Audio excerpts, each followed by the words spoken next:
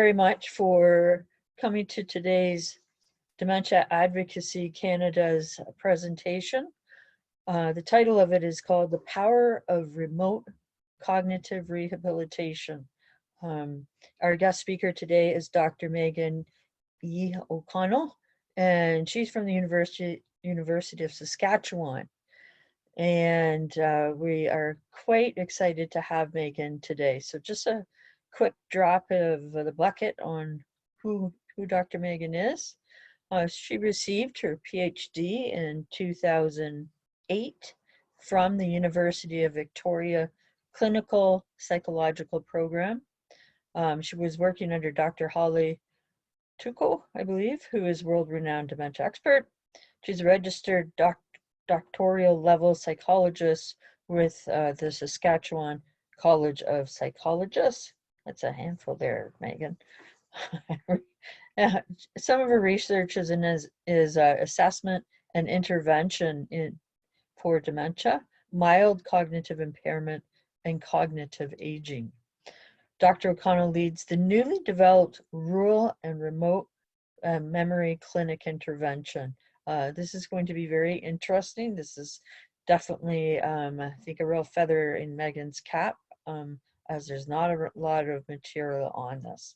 This involves a suite of interventions that Megan will talk about further, tailored to persons with cognitive impairment of dementia and caregivers.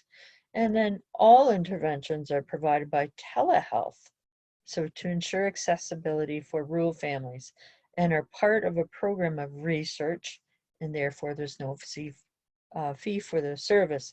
So Megan, this couldn't have happened at a better time. So with that, Dr. Megan, thank you for coming to today. And Lisa, I'm gonna hand that over to you now. And you have there you go. You're okay. Good now. I think, is it okay if I share my screen now? Good. Well, thank you so much, Mary Beth, for that great introduction. Thank you. And for the warm welcome to come and speak to you all about remote cognitive rehabilitation. I'm not really sure. It's going to be hilarious watching me have technological challenges. So this... Megan, I'm going to ask if you can speak a little bit louder for us, please. Okay, thank you. I shall. Is that better? Yes. Okay. I might need to have put my headset in, but I will be more cautious. So as Mary Beth said, this is a newly developed suite of interventions that we are providing province-wide. We are at the beginning of this project. We've just finished year one. It's part of the Canadian Consortium on Neurodegeneration and Aging, or CCNA, Team 15, which is the rural team. And we have two main streams in the rural team, but the one I'll talk about a bit today is the RRMCI. And in fact, we have a suite of interventions. Thus far, we've adapted and delivered a psychological treatment for sleep disturbance, so sleep treatment. And I'm going to talk today about the cognitive rehabilitation treatment. But we also have some other treatments or interventions either planned or started as part of the RRMCI. But there's almost too much to talk about. So if you have questions about these, please ask as well. But I will focus on the one, which is cognitive rehabilitation. I'd also like to say that the RRMCI in Saskatchewan is only one of lots of resources across the province for people who live with dementia and their care partners, including those that are provided by the Alzheimer's Society of Saskatchewan. Back in 2009, I started a telehealth support group for spousal caregivers of persons living with frontotemporal dementia. And I'm happy to say that the Alzheimer's Society has taken that over and they continue to provide it across the province of Saskatchewan. But that early work showing that you can use telehealth to reach a wide variety of people, no matter where they live in the province, was the impetus for the RRMCI. So let's talk a little bit about one of our projects, which is cognitive rehabilitation. Each of these projects has their own team, so I just want to briefly acknowledge my team members. And they're listed here, including the staff and trainees who are all individuals either training to be or with credentials in clinical psychology. And most of the information we're going to give today comes from the perspective of clinical psychology, but it's not unique to us. I'm going to talk a little bit about what is this and what is the evidence base for cognitive rehabilitation. So I want to first talk about two linked constructs. One is cognitive training, and you'll see that listed right here, cognitive training, and cognitive rehabilitation. So these are actually two separate types of interventions. Cognitive rehabilitation is what I'm going to talk about, but if you have questions about cognitive training, I can talk a bit about that as well. Cognitive rehabilitation, this is a Cochrane review. The most recent one is published in 2013. Why do I bring up a Cochrane review? Well, in medical or health sciences research, Cochrane review is considered the highest quality or highest quality evidence of the intervention's effectiveness. And this 2013 review suggested, well, it looks like cognitive rehabilitation might help for people living with dementia due to certain etiologies or causes, like Alzheimer's disease or vascular dementia, but we really don't have enough evidence to say that, yet it seems promising. So that was the conclusion from this 2013 review. Then why, you ask, is there a 2019 review underway? And why are so many of us doing work in this area? It's partially because we as clinicians, and one of these people who's on this is, well, actually two of them are clinicians, but Linda Clare is one of the world leader in this type of intervention for people living with dementia. And as clinicians, we're pretty aware that this intervention can have huge impacts on families and their quality of life, but you may not see those captured in some of the types of data that we use for research. So I think that's why, despite this Cochrane review saying it's promising, many of us still go ahead and work in this area. And as I said, there's a hopefully published soon, a new Cochrane review, and I suspect it'll be more positive. So what is the basic aspect of cognitive rehabilitation that likely makes it so effective is that it's person-centered. It really spends a lot of time, much like most psychological interventions, getting to know somebody, their history, their preferences, their fears, their strengths, and their challenges. And you put all this together into considering their unique or individual needs. And one of those needs that's very common for many people living with dementia is a memory challenges. As you may know, that the most common form of dementia is dementia due to Alzheimer's disease, and memory is one of the early changes in that. But memory problems are a frequent complaint, even if you have other challenges. So I'm going to focus a bit more on memory rehabilitation, in part because that's the one that's researched the most, but just because I'm focusing on it doesn't mean it's the only one.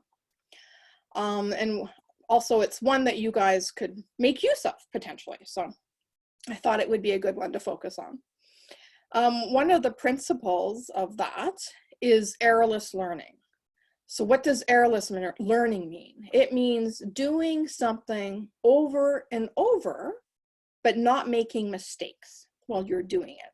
So if you're learning a new skill, repeating all those steps in that skill, but making as few mistakes as possible. So I'm sure many of you recall being in school and the teacher asking a question and you putting up your hand or not putting up your hand and being called upon, which is even worse, and having to come up with the answer for something. So that's kind of trial and error answering. Errorless learning would be an analogy to the teacher calling on you and saying, what is the answer to this question? And giving you some help so you are actually able to answer that question successfully. So errorless learning is not trial and error. It is trying to help you get the right answer. And there's a reason for this coming from memory theory and different systems of memory. And if you want to know more about that, I can certainly talk more about that as well. But all of us benefit from doing a new task over and over without making mistakes.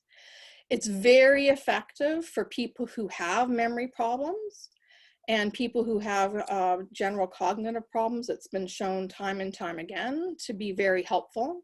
But it's also helpful for people who are cognitively healthy, but do have some changes in their efficiency of their memory system that are considered part of healthy normal aging. Learning is kind of, my summary is, we all benefit from it, but if you have problems with memory, you really benefit from this approach. So what does errorless learning look like when you're trying to learn a new skill? And that's kind of where I'm going to spend a little bit more time. And one of the skills that we're focusing on right now is how to learn new technology. So obviously, because you guys are joining on Skype, you've learned how to use this new technology to some degree at least. But there are many people out there for whom accessing or using this technology is a challenge. And with COVID-19 and physical distancing, we really saw that as a barrier to them participating socially and engaging with others in socialization, which is so important for our mental health. So we are focusing a little bit right now in our team on technology training. So that's what I'm going to talk about next, an example of how to do that.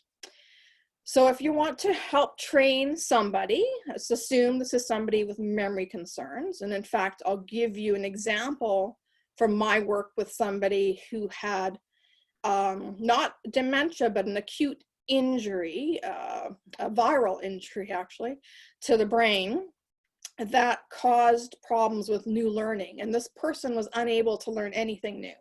So that's not like people living with, early or moderate stage Alzheimer's disease, for instance. It's very different, where there's pretty much almost no new learning because of the type of problem. And it's called Wernicke's-Korsakoff's encephalopathy, if you're kind of curious. It's an inflammation process in the brain. And you can get encephalopathies from a variety of causes. Anyway, so what you do when you're working with somebody who can't learn new things, but you want to teach them how to do it, you need to help them so they don't make mistakes. They don't do that trial and error. And what you do is you give them support.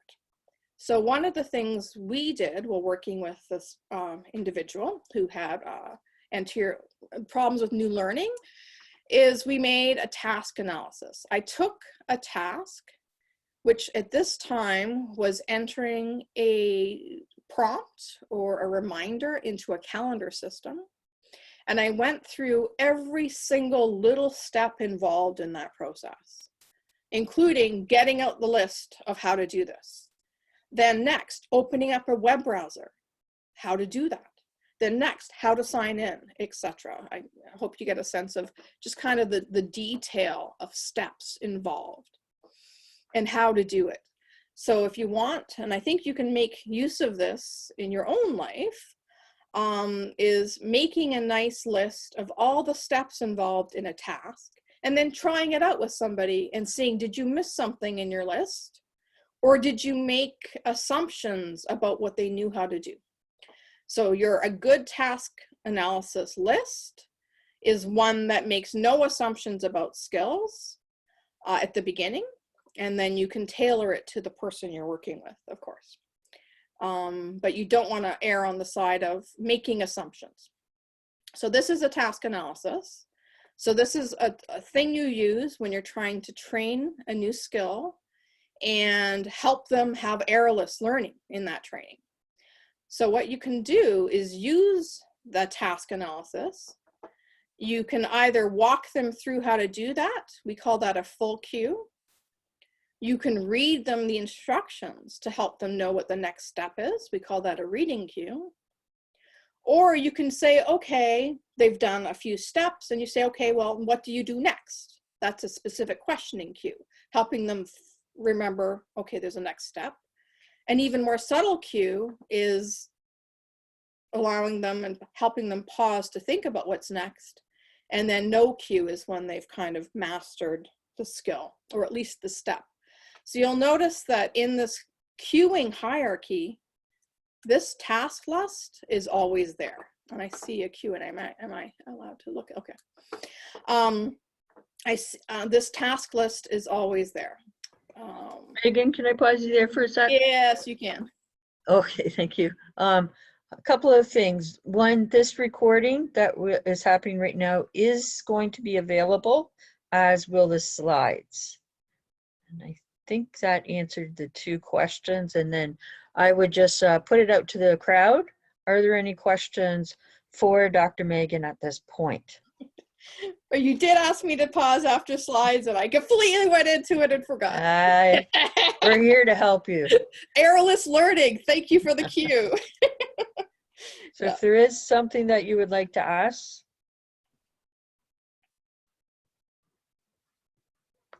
Okay, I'm not seeing anything coming up yet. Okay. So our task list, the task analysis, the list, is always there to support and help. What's different is whether or not how much you use the task list, or help the person you're working with make use of it on their own. And that's really the difference here with training at the beginning of a new skill. So I'll show you what happened with this person who, as I said, could not learn new information day to day due to profound difficulties in the memory system in the brain. But with time, and it did take 77 trials over 6 one-hour sessions. With time though, and going through this task analysis, this person required fewer cues in order to complete the task successfully from beginning to end. So as you can see, it takes, and again, this is a person with profound difficulties learning new information due to Wernicke's-Korsakoff's encephalopathy. So it can take quite a bit more time to train something when you have that profound difficulties to learn. But the reason I like to bring this one up is because we do have different memory systems in our brain that will support you learning a new skill when you have problems with new learning in episodic memory. And they can be used, but they really need a lot of help and a lot of repetition. So it's kind of very similar memory system to the one where you learned how to ride a bike. So you learn how to ride a bike. When you were learning how to ride a bike, and for many of us, I think that for me it occurred when I was 12, but for you it might have occurred a bit earlier. Your memory system kind of helps you remember the steps involved and what you should and shouldn't do. That's our episodic memory system. But if you don't have access to your episodic memory system, say it's damaged, you can learn that skill over and over again. That memory system allows you to have a new program in your brain, essentially new connections in your brain, provided they are gone over and over again and you don't make a mistake. And I think that lack of making mistakes is really important when you're trying to learn a new skill or you're trying to develop a new pathway in your brain. And just a little aside, anytime you learn something new, you've actually developed a new connection in your brain. Your brain has always been plastic. And I think for years, that's not really been all that known, but every time you learn something new, that's a new connection. So this is just a new system that's been developed. Another strategy. Sorry, oh, Megan, yeah. one more question for you. Sure. What is the difference between words and pictures? Yeah, so that depends on where whether you have challenges with either words or pictures, and depends on why there's a challenge. So there are people living with a type of dementia called semantic dementia, and that affects our memory system that allows us to know what things are, like facts. So fact, like a fact. And if that memory system's impacted, it doesn't matter if you use pictures or words, because they no longer have the representation of what that means in their brain because of it being disrupted. If, however, you're working with people who have problems in expressive language or receptive language, not due to semantic memory problems, you can really help get around some of those problems by using pictures. Contrast, if you have people who have posterior cortical atrophy or other kind of causes of dementia that impact the visual system predominantly, you can get around that by using predominantly verbal prompts. So this kind of goes back to that really individualizing what you do. And a lot of what you do depends on what you see are the strengths and the weaknesses of the person sitting in front of you. So it can make a difference, and it really depends on the person and why they're having problems, if that helps. So I'm a neuropsychologist by background, so that kind of stuff is part. Megan, we do have another question. Yeah. This is coming from Christine Telker, one of our members from BC. Go ahead, Christine. I'm just wondering, so this presentation that you're giving to us is geared mostly towards people who in a teaching capacity, for people who would be working with people living with cognitive issues or living with some type of dementia. Like I'm sorry, I'm just struggling as a person living with dementia. Yeah. I'm really struggling with this. Doesn't really seem to be geared towards me myself. Right. Right. Yeah. Okay. It's set up as a teaching tool, not a tool for those of us who are living with it. Is that correct?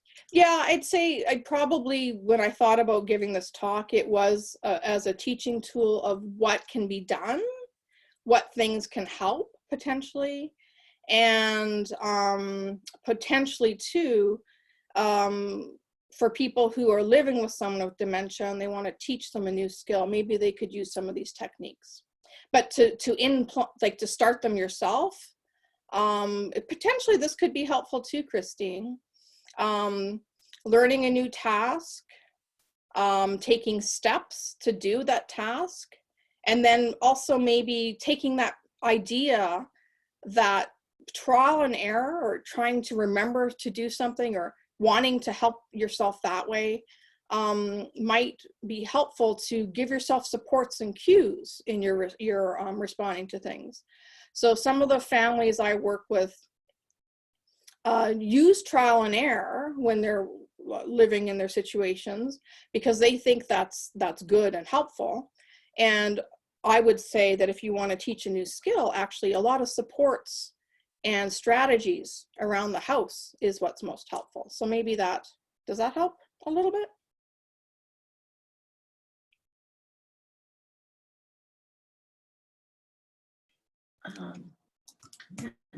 There. Oh, okay. I think I'm unmuted now. You are, yeah.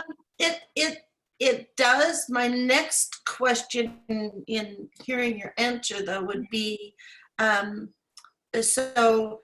did you actually have input from people living with dementia to find out what kinds of things they have found are useful and helpful? Yes. To learn new tasks?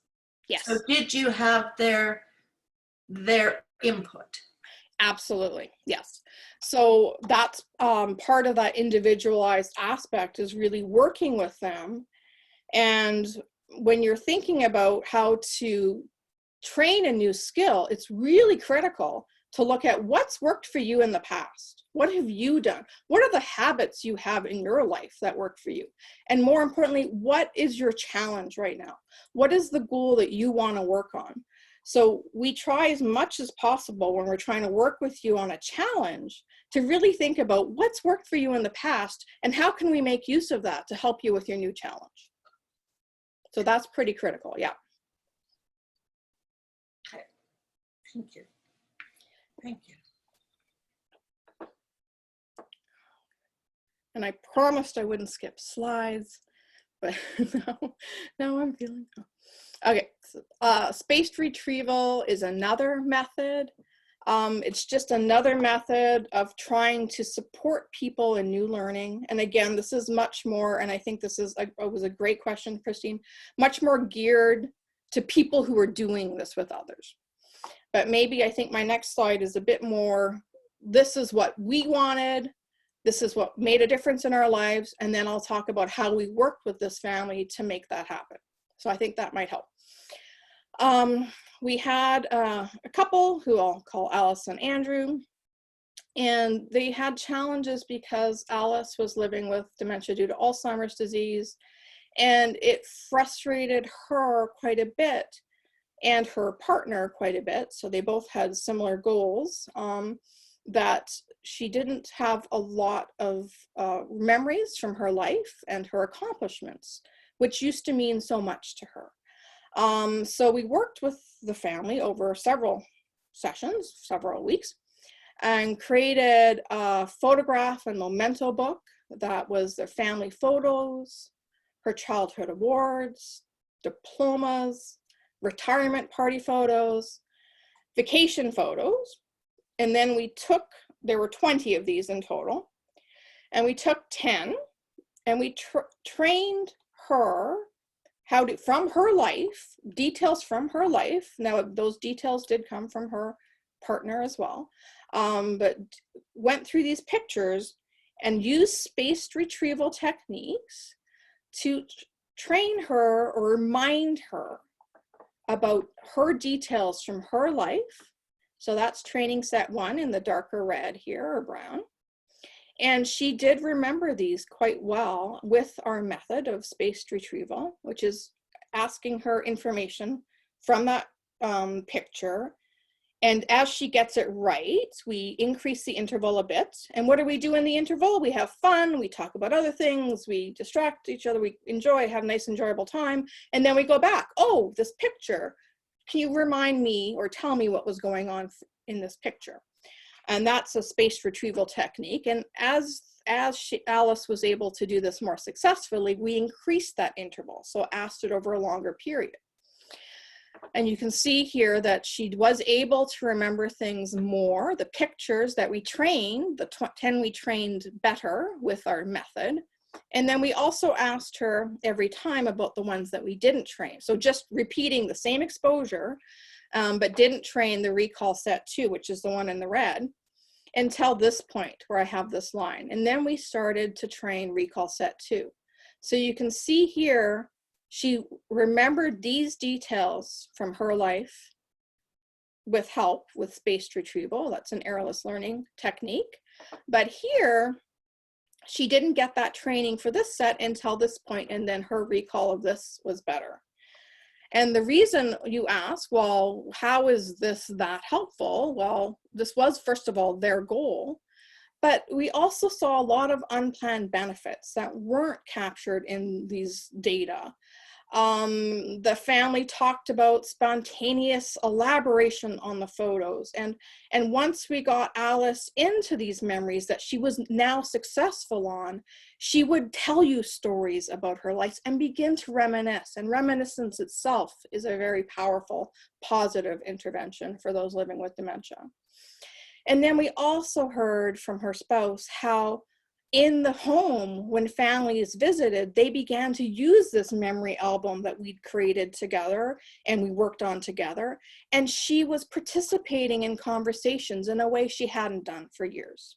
So it can have these unplanned or unintended or undocumented also benefits, which I think is part of the reason so many people work in the cognitive rehabilitation area, even though some of those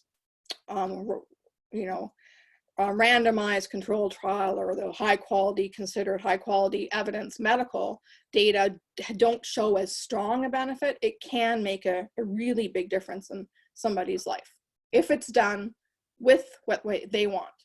And another, I should stop there. So that's photo training. And again, this was a problem that the family came into us with. They said, this is what we want help with. And we had to go away and think about it and think, okay, we think we can do this and we think we can try this using this method. And it did make a big difference in their life. Any questions about that before I go on to the next kind of strategy that might be useful?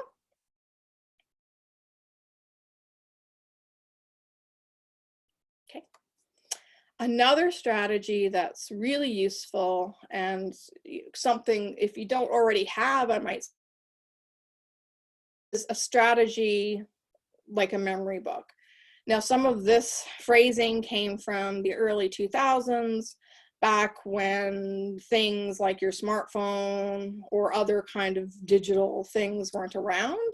So, but the idea holds for technology.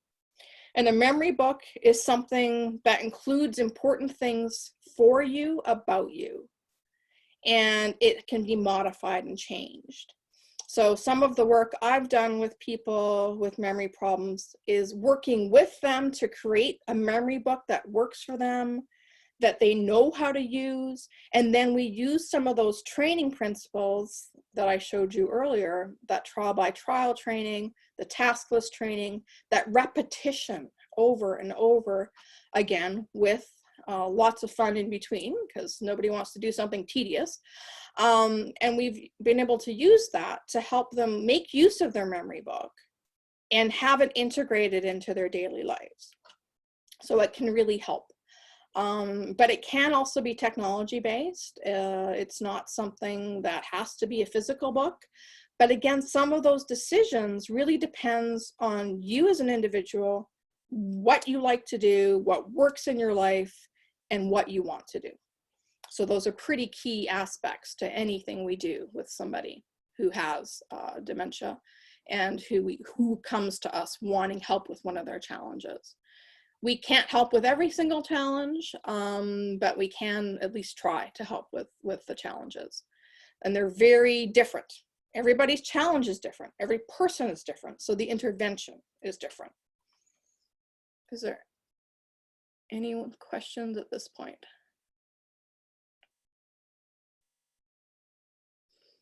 Okay. I think we're still good here. Okay, good. I wanted to talk about the fact that these interventions, hopefully you get a sense that they really depend on the individual and getting to know the family, the individual and their situation, which means that they're really time consuming, but very powerful at the same time. And they're not really available for rural families. So one of my PhD students and I showed that you can do this remotely. You can use telehealth and you can actually do cognitive rehabilitation. And then a year later, there was a nice review showing this again, looking at the body of research evidence, showing that telerehabilitation really can make a difference in people's lives. And it might be somewhat similar to in-person treatment. And you ask, well, why does that matter? Well, it matters for the families I tend to work with who live in rural locations, but it also matters because you can be in Toronto and not have, well, first of all, you can be in Toronto and it can take you 3 hours to get to the other side. I've been told a few times that these problems are not unique to us in Saskatchewan. But also you might not have someone around or easily to get to who knows how to do this type of intervention or who can do this intervention, because it's not something that's widely available. So all the more reason why we've been spending time looking at how to do this remotely. And the idea for us is we will deliver it to everyone across Saskatchewan who feels they would benefit from it. And we'll work with them and their families to deliver that. But to do that, we had to first show that you can do it remotely. And you can do it remotely. So that's the good news. One of the challenges for us, though, is we've been using the telehealth suites. Now, I don't know, every province has some similarity. You may call them something else. In Saskatchewan, we are a province of 1 million, and a large proportion, over 50, well, almost 50% of our province is not living in our 2 urban centers. They're living outside that. So Saskatchewan has a whole network of video conferencing suites, so like we're doing now, but they're secure, they're in health centers, and you can access them without having to have a computer, without knowing how to use a computer, and you can access them if you're living in a part of the province where you don't even have commercial broadband access. You can just get it through the health center. So what we're trying to do when we use the telehealth network is access people who just don't have these resources, like the technology, the internet, the computers that you need to do video conferencing. But the problem is, though all of that shut down when COVID hit, because they were all telehealth networks in hospital settings. I'm sure each of your provinces had your own challenges with how COVID has impacted the medical system. So then we thought, okay, well, what do we do now?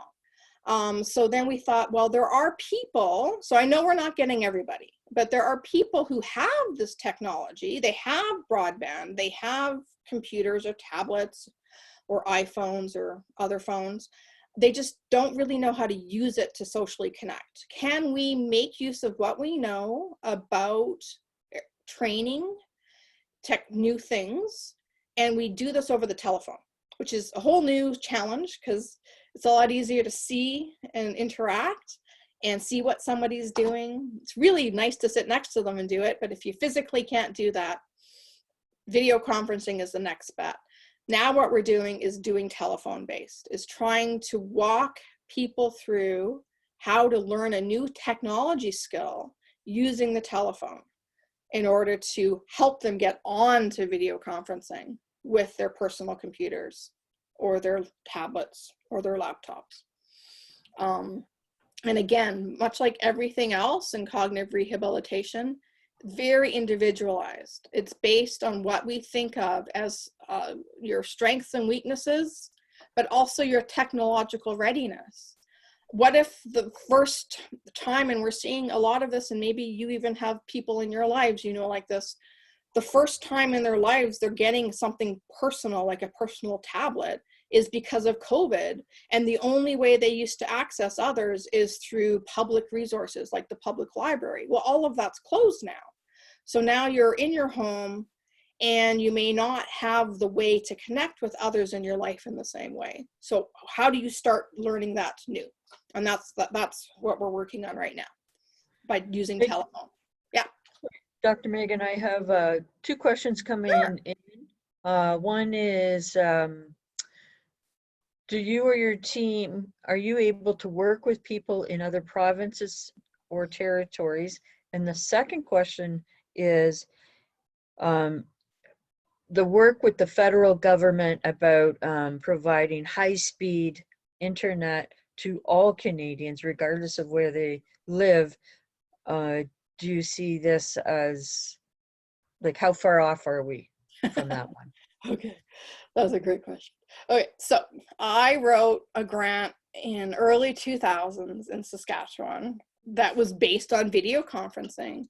And I was told this isn't really needed because Saskatchewan government has committed to making the whole province have broadband access.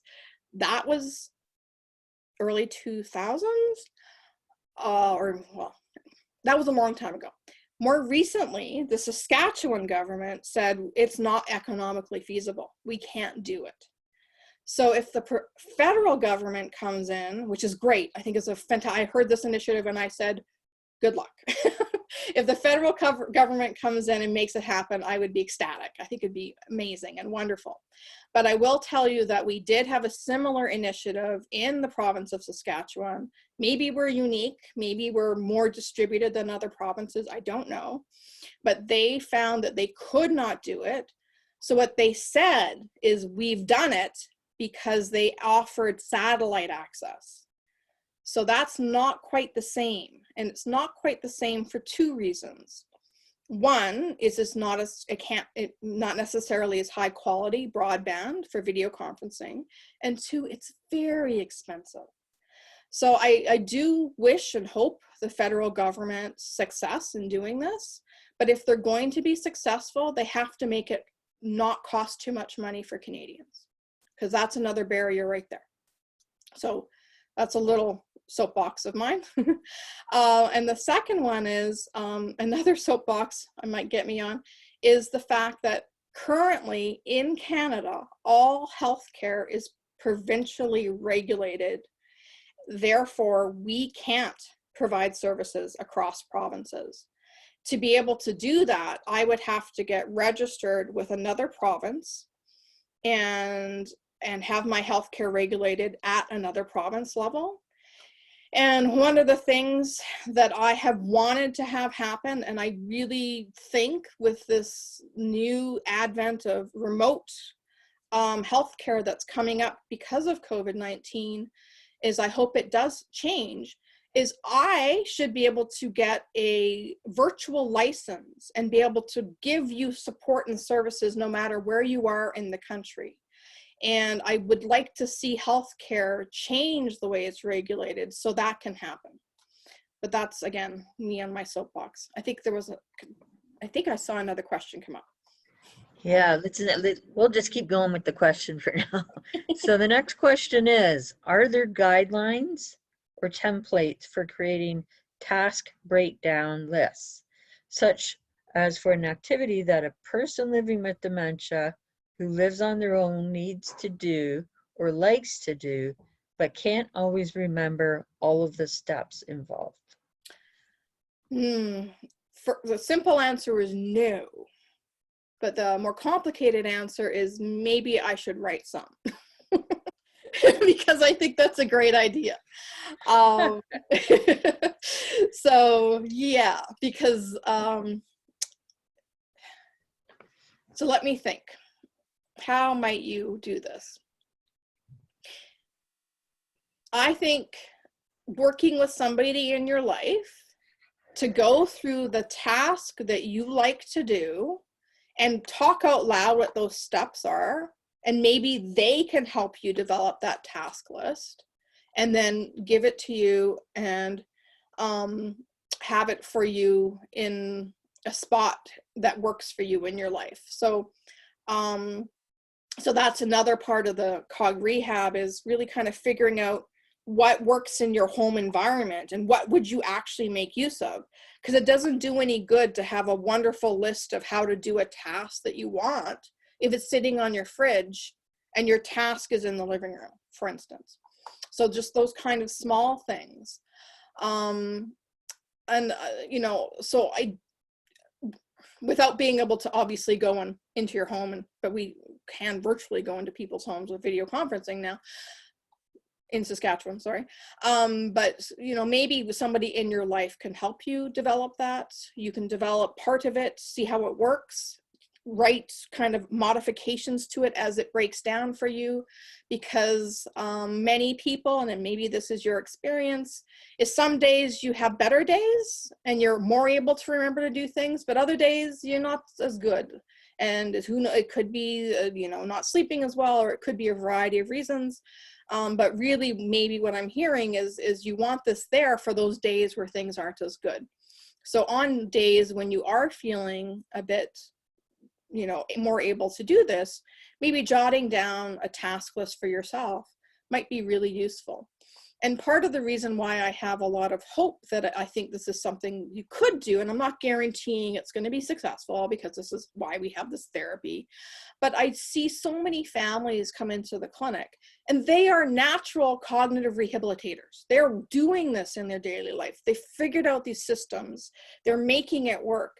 And the whole point of cognitive rehabilitation is to help people in their life make the difference to maximize their functioning in their life. So I can't promise that it's going to work, but it's worth a try. There was another question, I think. Yeah, we have, let's see, I'm going to do a time check for you. We have 15 minutes left, sorry. And another great question, which is from Christine. Have you or would you consider having people living with dementia help with putting ideas and tricks and tools that we have found help us? Oh, yes. As I said, I think that you just blew my mind today. I think that because we are provincially bounded and we can't do this, I think that's a great idea. I really do. So my email, see my email right down here? Yep. On the bottom. We'll get that over to Yeah, you, Christine. okay, really, because I think that's a great idea. I think it's because I see so much of it. I know it's out there. So yeah, thank you. Please, yes. Awesome, thank you. Enthusiastic, yes.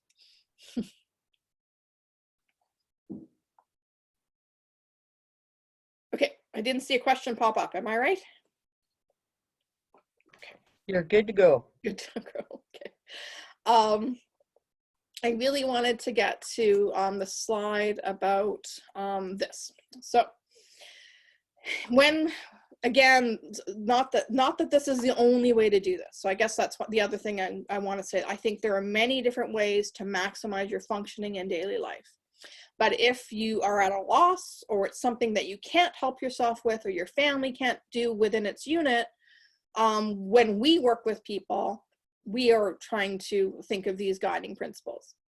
So one of them is getting a really good sense of where their cognition is. So I'm a clinical neuropsychologist by training, and assessment and thinking about cognition and where, because someone can have a memory problem, but people can have memory problems for a variety of different ways, and they can have a variety of different consequences. So thinking really about where your cognitive strengths and weaknesses are, and that helps kind of guide the next few steps. The other really important step, I think, is really thinking about, from your life, what's worked for you in the past? What do you know? And I'm thinking more about technology, and really leveraging prior habits. So I had the privilege of kind of suggesting to somebody, well, and they happen to have the resources to make this happen, but to suggesting to someone, well, maybe given these problems you're having, maybe an Apple Watch is something to consider. And part of the reason that worked for this family was, as I said, they had the resources, but also because putting on a watch every morning was a habit that this person's partner did. Therefore, you can make use of that and have it be a smartwatch, for instance. So as much as possible, leveraging prior habits, that helps, number one, with people with memory problems, but it also helps is because you had those habits because you wanted to have those habits. You created these systems for yourself, or you had these preferences because these are things that really worked for you. So I think that's next in our conceptualization of the things we really think about, is really, what do you want? How do you want to change things? So I worked with somebody once who I suggested, and again, this is kind of, when you're being a cognitive rehabilitation therapist, you got to be willing to fall flat on your face and fail constantly, because you make suggestions and they say, no, that won't work. And that's all fine. So I remember once suggesting to someone, well, maybe a calendar on the fridge with the days blocked off, in part because, yes, I heard that numerous times from many of the people I work with, that works. And this family said, you know what? No, I can't. I just can't. It doesn't work for me to have anything on my fridge. It's just a thing I hate. Okay, fine. So we figured out a solution that worked. So, just kind of navigating what works and what doesn't work. I will say what doesn't work is a therapist telling you what to do when it doesn't work for you. We know that doesn't work, so there's no use. The other thing that I think of a lot, because of the families I tend to work with, are rural. Rural resources can be a little different than urban resources on the whole. So available resources, that doesn't just mean access to technology or broadband, internet, etc., but it also means financial resources. So really thinking about that and making things that work within those constraints is really important, and I think respectful to a person's needs. And really thinking about their goals. And if you don't do any of these, what will happen is the thing that you and your therapist, or say it's a care partner who really has this agenda, and the person living with dementia doesn't really feel that way, but the therapist thinks it'd be good for them too, and they kind of force something, it's not going to happen. You're not going to get use of this in daily life. You're not going to get generalization to other activities, or you're not going to get that benefit that can be really powerful. So these are really things that are kind of at the core of thinking about working with somebody in cognitive rehabilitation. And then you can integrate cognitive rehabilitation with emotional interventions. So psychotherapy, treatment for depression, treatments for anxiety. We have a nice paper back from the days I used to do this about how to make use of some of these strategies together to really help somebody who's having challenges. I see a question there, so I'll stop. I think I see a question. Okay. Okay, that's fine. Good. Okay. A comment. Okay, that's okay. And then finally, one of the things that really think about, and we have been very sensitized to, in part from our wonderful work on these bringing people across the country in CCNA, but also some of our work just in this past year, is people with sensory limitations. That can really interact with technology and with ability to engage. But for instance, we had a nice success story of using video conferencing with somebody who was visually impaired, and it can be done and it can work, but you just have to come up with a lot of workarounds and different things to kind of do. So I think that's kind of where I'd say we think about things when we're thinking about cognitive rehabilitation. But again, a task list, can be really useful, and you can be useful for yourself. I create, I also video. The other thing is, if I forget, someone asked the question, and of course, sometimes it takes me a little while to think. If I do something that I don't always remember how to do, sometimes I videotape myself doing it, and then I watch that video to remind me how to do it. So if you don't feel like typing out those tasks, maybe getting someone to take a video of you doing the task so you see the steps, that might be a strategy. I use that myself. But task analysis is, I think, a general strategy that can help a lot of people, breaking everything down into its steps. Because if you're having a memory lapse or you have problems learning new information, you can go back to this task list, and then you can still do that activity. And I think, again, that leads to that primary goal, which is maximizing your ability to function well in your daily life. And that's the main goal here. Yeah, Roger. Yeah. I just tend to use it myself, is because there are a few complicated step things that I do once or twice a year, and I can never remember how to do them, so I just take a video. Yeah, and you can always replay it, and you can stop and go, okay, what's that step there? Yeah. So those are the kind of, getting creative. Getting creative is I guess the base of cognitive rehabilitation. Yeah. Thank you, Megan. Thank you. So we got a few minutes left. What questions do we want to ask Megan?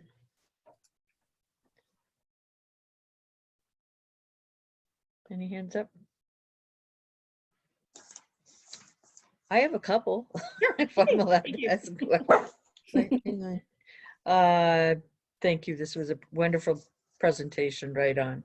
Good. One of the things I'm curious is about working with the World Health Rehabilitation Organization, and also working with Dr. Catherine McGinty, who also does training for cognitive training. And one of the things that we hear is if you have dementia, you are basically told that you cannot get retrained. Hmm. And so it's a very big stick in front of us for discrimination. And just wondering if you've heard of this, are you working around this? Are you moving this forward? Any suggestions? I've certainly heard of some horrible messaging that happens. The healthcare system doesn't do this, as far as I know. There's not a lot of rehabilitation for persons living with dementia, and I don't really know why. This work has been done for years. We know in small scale trials that it does work. Those of us who have been clinicians in the field know that the data don't even capture the impact on people's lives. So I don't quite know why it's not offered, and that's part of the reason why it is in our suite of interventions. Our suite of interventions that we developed in CCNA Team 15 is kind of addressing what we see as gaps in the mainstream healthcare system and trying to offer these services. So in terms of like advocacy, I'm gonna have to say I would have to be taught how to do that. So it's not a strike the butt. But certainly I hope that this new, and I mentioned that Cochrane review. So in medical science, the Cochrane reviews are considered the gold standard, the best quality evidence. Not everyone agrees with that, but this is the way it is. And if the newest Cochrane review comes out, and it should be like the protocol was registered in 2019, so I'm just waiting for it to come out soon. And it shows what I think it's going to show, which is really, there are good data to show this works for people living with dementia. Hopefully that will make a difference. So maybe part of the reason it hasn't been there is because the evidence base is not so strong that it's not like, people could argue against it before. Whereas I'm hoping with time and the new Cochrane review, it will help make a difference. Okay, thank you. And our final two questions is one, could you please speak to cognitive training? Yes. And the second one is this has been extraordinary helpful. So I guess it's not really a question, it's a pat on the head. Good. Thank you. That's great. Cognitive training. Now that one's cognitive training is things, it can be things like luminosity, or I think is it one of those? I'm blanking on some of the other ones that are out there. But they came from research in labs, people like myself, showing that if you do a task over and over and over again, kind of similar to the errorless learning I was talking about, you can actually train some skills that seem to be generalizable for people. So of course it led to this massive, like, on gaming, not gaming, people like Luminosity saying, hey, train your brain, it will help. And then more recent data or other types of data show that it might not, it helps in a lab situation when you have a therapist sitting with you for some reason, but it doesn't seem to translate in the same way into the home situation. We're not really sure why. There's people trying to figure that out. So it wasn't that long ago that there was an advisory, kind of a warning to consumers about cognitive training. But I will say that there's promise in cognitive training. It just may not translate into, oops, sorry. It may not I don't know how to turn that off. See me, the techie, I don't know how to do some things. It may not translate into working in the home in that type of environment. yet. So there is promise, but it's not yet clear if that can take that from these small studies in the lab and have it work in the home environment. So, but I still think that's, you know, there's some promise. Okay, thank you. I think I got them all. Oh, hang on. Can an OT help someone in making those task Yes, analysis? absolutely, absolutely, absolutely. Yeah. In fact, yeah, OTs are, I don't know who's done this first, the OTs or the neuropsychologists, but they're kind of all good at doing this stuff. So yeah, definitely, absolutely. If you can access an OT who knows how to do cognitive rehabilitation, I would suggest you do so. Okay. And to get a hold of you, Dr. Megan, to send you any questions on the slide that we have that will be going out on this recording. And we'll be happy to answer any more questions. Is that correct? Yes, and you guys just came up with some awesome ideas for next steps. So please email me and work with me. I got one more person. Okay, Mr. Paul Lee. Paul Lee has something to say.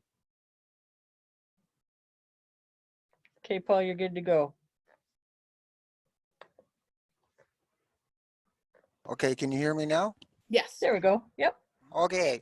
To go along with what you're talking about, repetition and everything else, for 9 years, I worked my brain. I did a Mhm. lot of problem solving. Mm-hmm. And my neurologist said that I've created a new pathway Yep. Yep. because of all the things I did to train my brain. Mm-hmm. So it is possible. Oh, absolutely. It won't work, but it is possible. Yep. Any new memory you have, that's a new pathway too. Any new memory. It's just a smaller pathway, but yeah. Mm-hmm. Absolutely. Yeah. Thank you. You're welcome. And congrats. Mhm. Thanks, Paul.